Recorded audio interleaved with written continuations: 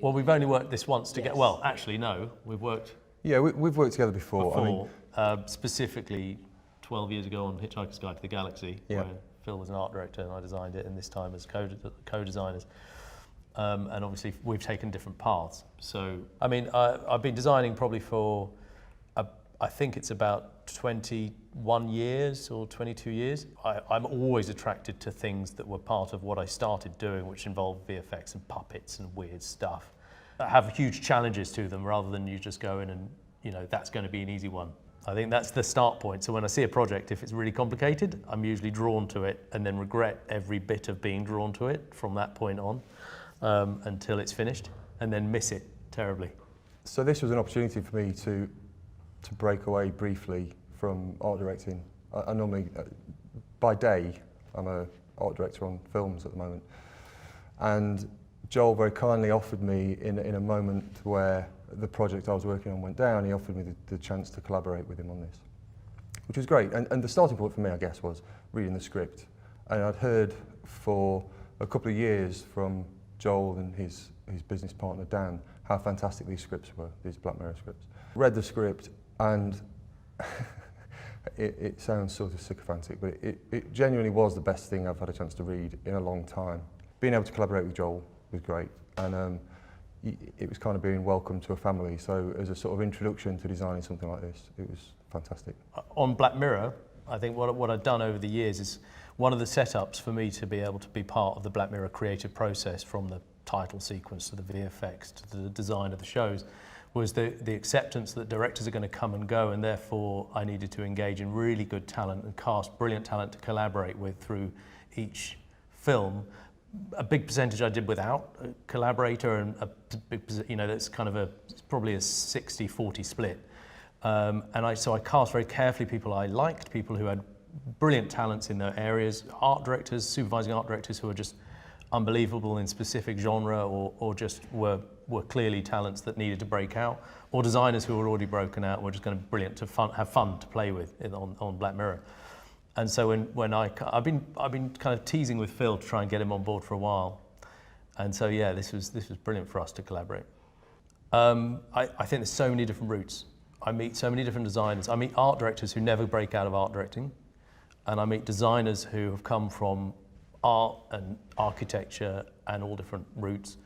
And then there's so many different ways in, and it's so busy with the kind of contemporary, with the situation we're in now with television. It's so busy, and there was a kind of big war promotion thing going on. And one of the things with Phil, for instance, is, you know, you see people going up the ranks quickly now, and say with our relationship, it wasn't about a promotion, it was actually just he's brilliant, so I wanted him on with me working on the show. But what I would say to people is, for an aspiring designer, the one thing I say is, think about the bigger picture. Never be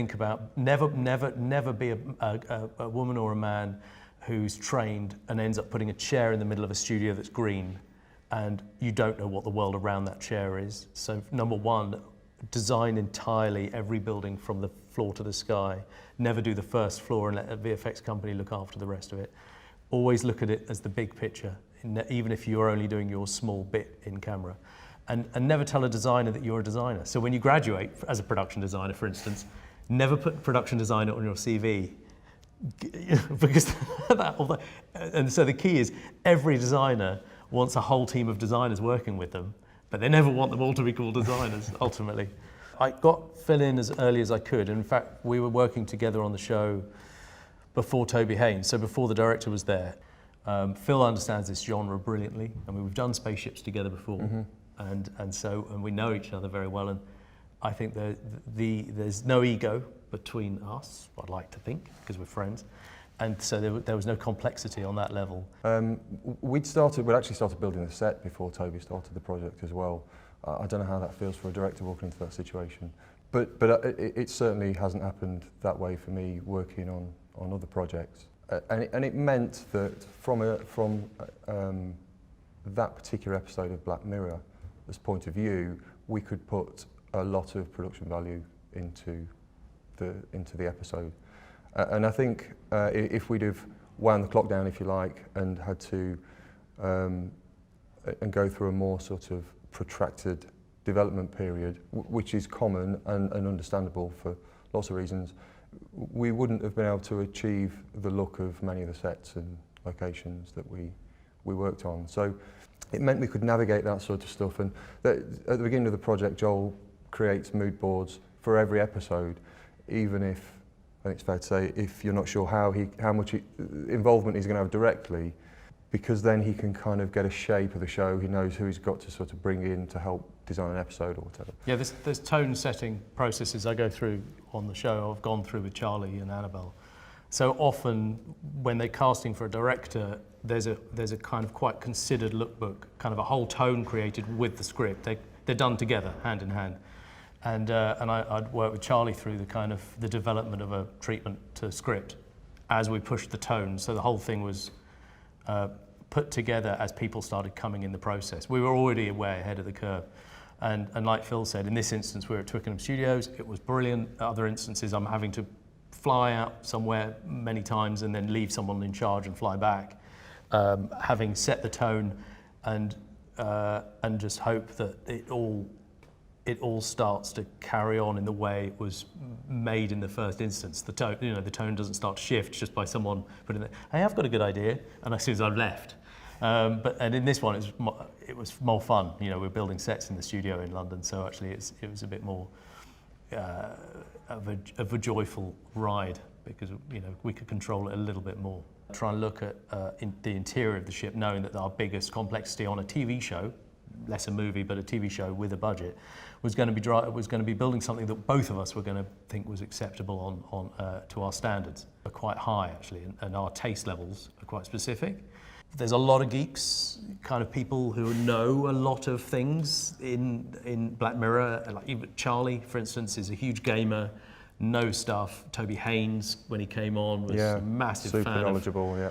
The first thing was designing the interior of the ship, which we actually had to push because of schedule so fast and so hard that it was actually more of a J.J. Abrams inspired ship, wasn't it, initially? Yeah, I mean, initially the mood boards and the discussions had been around the Infinity game, and the Infinity game was meant to be a cutting-edge space adventure, elite, I guess, type game with completely sort of believable photoreal graphics.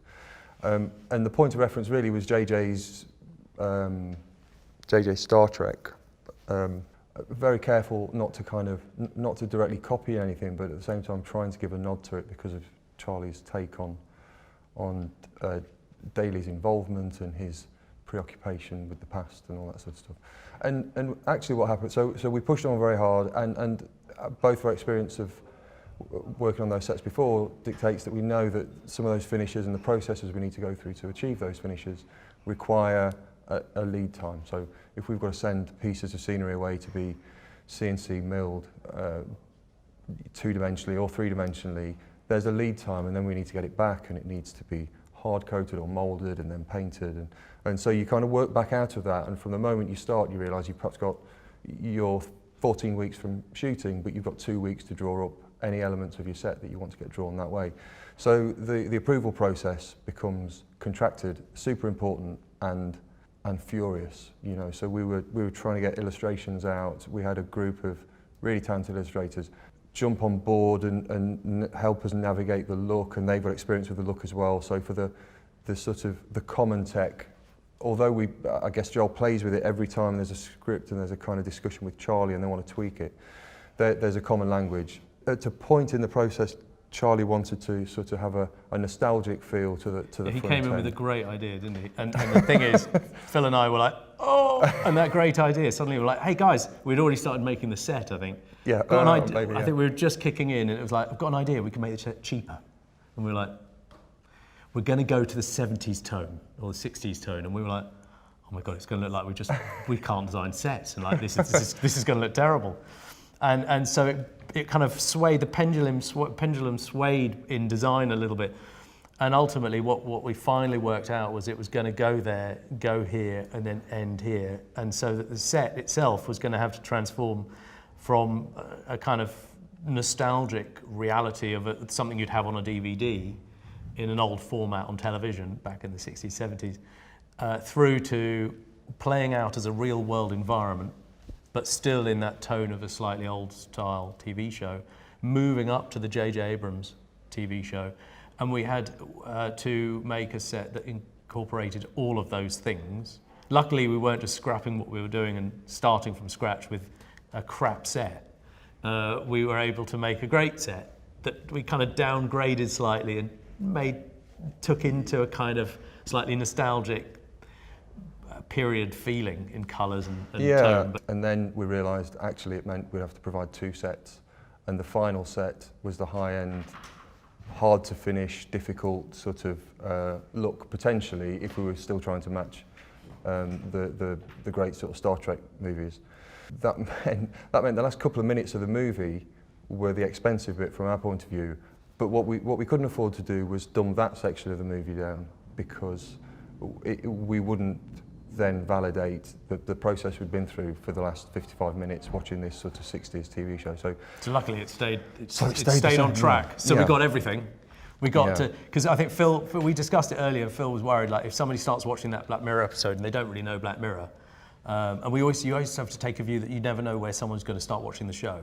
So at any term when you watch Black Mirror, someone might just start on a random, out of 19 films I've made, I'm pleased I didn't make a dud, I love them all, but the truth is you never know where someone's going to start and you want them to stay on board, you know. And I remember the discussion was like, will someone just go, what's this? And turn it over.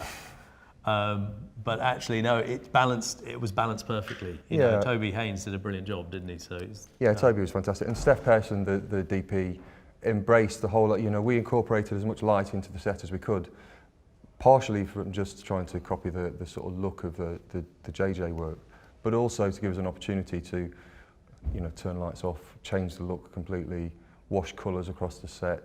And Steph embraced that and brought ideas of his own to enhance that and push that on. It sounds really dull. I mean, it feels like you want a really sort of gnarly story that we can give you, but the truth is it was great, and it was great fun, and it was really collaborative, and everybody sort of embraced the project, and everybody was excited about it. You know, we're in this little studio in Twickenham that's one of the homes of TV and filmmaking, and we'd got 1.5 little stages to ourselves, and we filled them to the walls. It was just kind of a laugh. And I do remember you saying, though, that I'm going to leave and I don't want to be here anymore. No, this is a nightmare. But I know that I'm going to look back and think it was great fun. Yeah, no, I did at one point. And you actually said that. Yeah. And I laughed and went, yep. And I'm like, I've had this nightmare for 2 years. After the third season, someone said to me after they'd been off for 6 months, having done Nosedive, I think it was, or San Junipero, and they came back. We had a screening 6-7 months later, and they looked at me and went, you're still here, aren't you? They said I took 2 months off after that show, and I went, like that. Yeah, but I mean, just as so you're right. It's great looking back. It is. Yeah.